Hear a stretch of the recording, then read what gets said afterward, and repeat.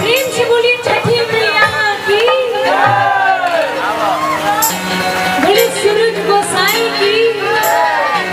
हमारे बिहार में बहुत ही महत्वपूर्ण छठ का व्रत होता है ना। अच्छा, किसके किसी मुंह में इस बार छठ करने वाली है, जरा हाथ उठाइए। जय हो।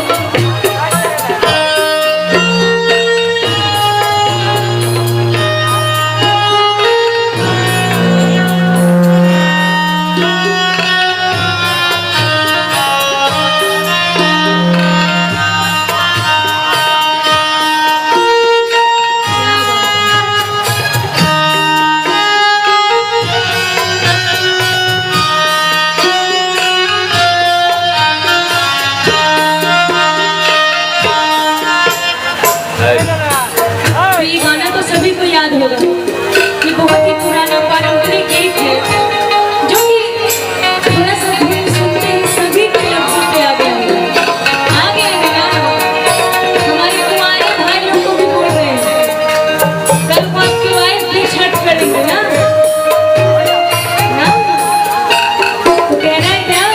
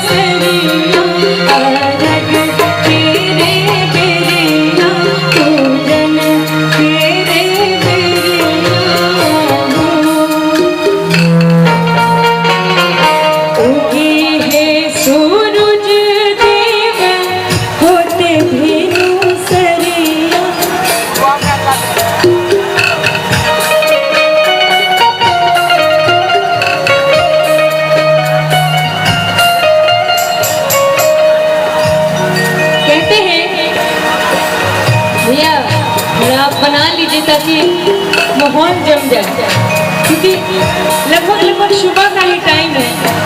12 बजे के बाद ऐसे भोर हो जाना।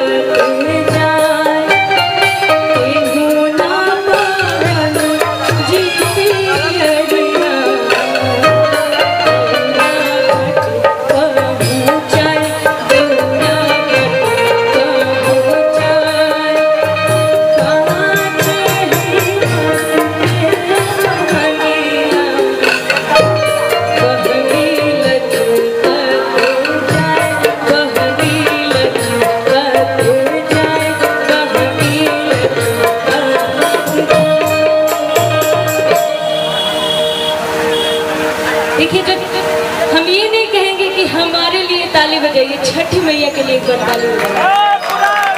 क्या बात है।